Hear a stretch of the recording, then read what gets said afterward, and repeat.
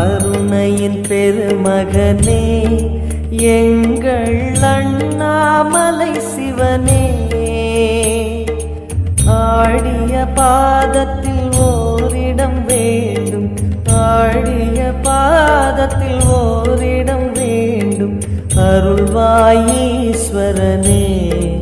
அன்பே அருணாச்சல சிவனே.